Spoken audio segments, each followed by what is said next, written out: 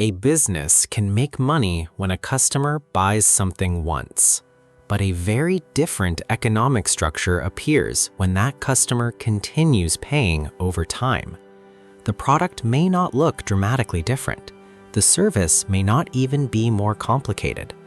What changes is the relationship between the business and the customer. Instead of generating revenue from individual transactions, the company begins building around an ongoing exchange of value. That is the basic idea behind the subscription model. But subscriptions are often misunderstood as nothing more than a way to charge customers every month.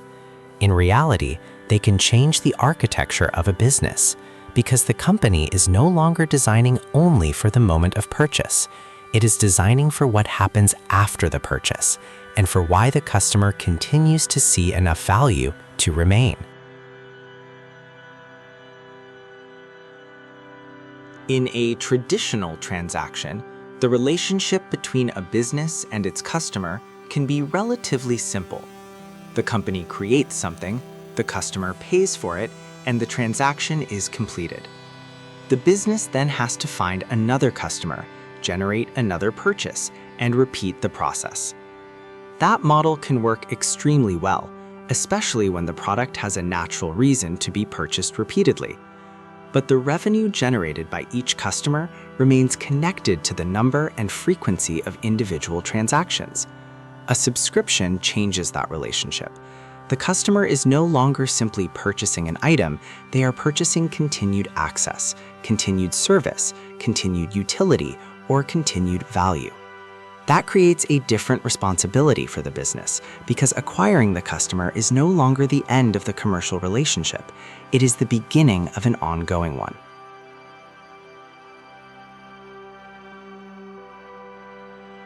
The attraction for the business is not difficult to understand.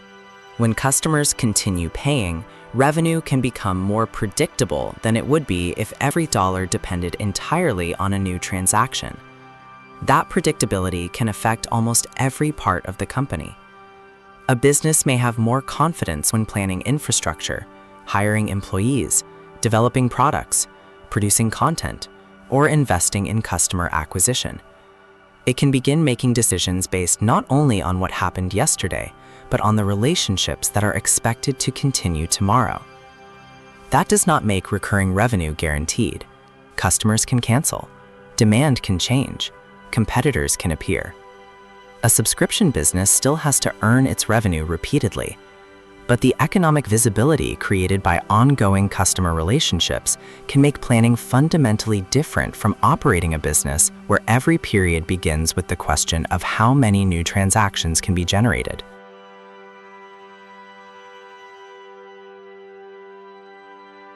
This also creates one of the most important differences between a subscription business and a traditional transaction. In a one-time purchase, the customer can decide whether the product was worth the price after the transaction has already happened. In a subscription, the customer makes that decision repeatedly, even if the cancellation happens only once. Every renewal is effectively another evaluation of the value being received. That means the business has to keep earning its place in the customer's life or workflow. Updates can matter, support can matter, convenience can matter, new information can matter, reliability can matter. Sometimes the value is simply that the customer no longer has to think about a problem that the service continuously handles for them. Whatever the reason, recurring revenue only remains recurring when the customer continues to perceive recurring value.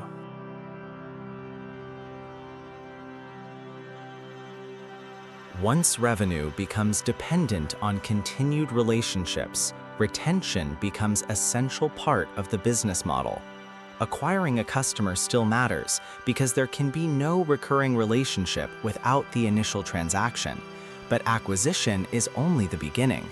If customers leave quickly, the business has to constantly replace them just to maintain the same level of revenue. If customers remain longer, each relationship has more time to generate value. This changes the way entrepreneurs think about growth.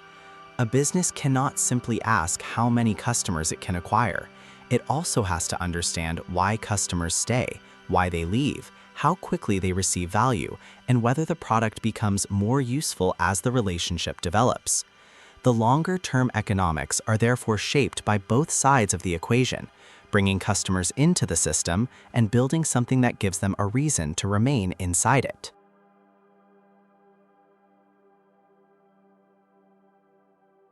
But recurring revenue is not automatically better revenue. A subscription only makes sense when the customer receives an ongoing reason to pay.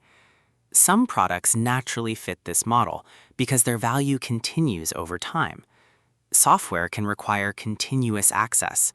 Information can become outdated and need to be refreshed. Professional services can require ongoing support. Entertainment can provide a continuing stream of content. Communities can depend on continued participation. But forcing a subscription onto a product that does not create recurring value can have the opposite effect. Customers may feel trapped into paying for something they rarely use, and the business may eventually damage the trust that makes retention possible. The strongest subscription businesses, therefore, do not begin with the question of how to charge every month. They begin with the question of what valuable relationship can continue every month. Online businesses have a particular advantage when it comes to recurring models because digital value can often be delivered continuously without repeating the entire physical production process for every customer. A software product can be updated for thousands of users. A membership can provide access to an evolving library of information. A research service can continue producing new analysis. A community can grow through ongoing participation. A digital education business can add new material, while existing customers remain inside the same environment. This does not eliminate the work required to maintain the business. In many cases, it increases the importance of product quality and customer experience. But the digital nature of the delivery system can make it easier to create a relationship in which the value continues after the original purchase.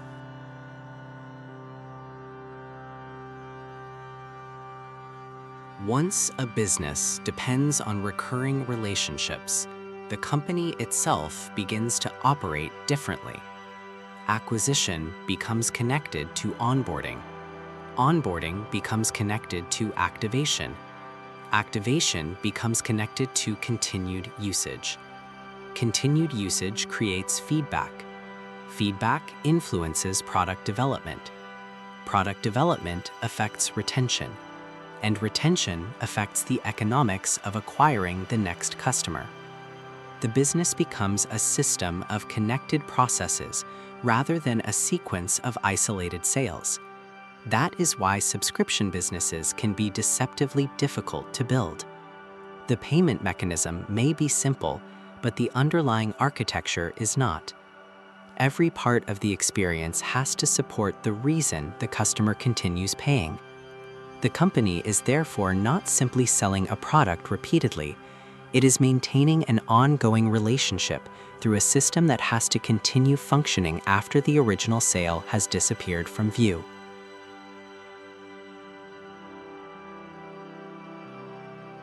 This is where the subscription model can become particularly interesting for smaller online businesses. A company does not necessarily need millions of customers if it can solve an important problem for a focused group of people. A specialized research service, a professional membership, a niche information product, a software tool, or a community can create recurring value for a relatively small audience when the problem is specific enough and the relationship is strong enough. The opportunity comes from depth rather than simply from scale. A business can understand a narrow customer group unusually well, build around its recurring needs, and develop a product that becomes more useful as the relationship continues. In a world where digital distribution makes global audiences accessible, a small niche can sometimes be large enough to support a meaningful business, even when that niche would have been difficult to reach through traditional distribution.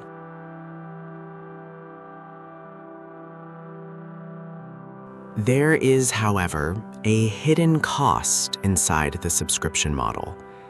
Every recurring payment creates an ongoing promise. The customer is effectively saying, "I still believe this is worth paying for." That means the business has to keep delivering after the excitement of the initial purchase has disappeared. A product that stops improving can become less valuable. A service that becomes unreliable can lose trust. A membership that stops creating meaningful interaction can become unnecessary. And a business that focuses too heavily on keeping the payment while neglecting the value can eventually create the conditions for customers to leave. Recurring revenue therefore creates a useful discipline. It forces the business to confront a question that one-time transactions can sometimes postpone. If the customer had to make the decision again today, would they still choose to pay?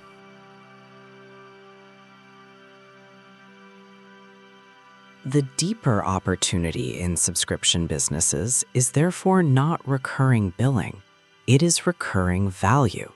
The payment is simply the mechanism that captures part of that value over time. The real business model exists in the relationship between what the customer receives and what the company continuously does to remain useful.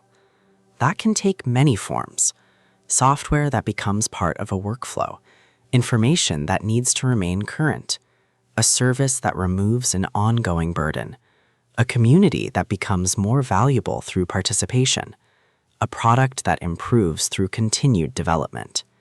The specific model can change, but the architecture remains similar. The customer pays because something valuable continues to happen, and the business survives because it can deliver that value more efficiently than the revenue it receives is consumed by the cost of maintaining the system.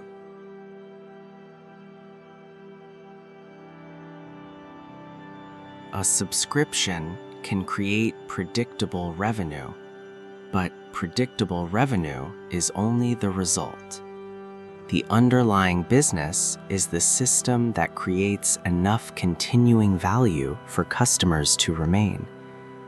That is why the strongest subscription opportunities are rarely defined by the billing model itself.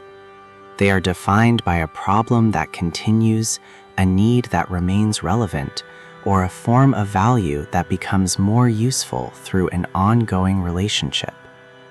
When that relationship is designed well, the business does not have to begin from zero every month.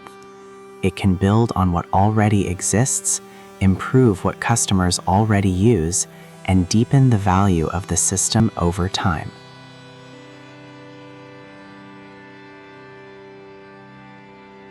The subscription economy is sometimes described as a change in how people pay, but the more important change is how businesses think about value. A one-time transaction asks whether a product is worth buying. A recurring relationship asks whether the product remains worth having.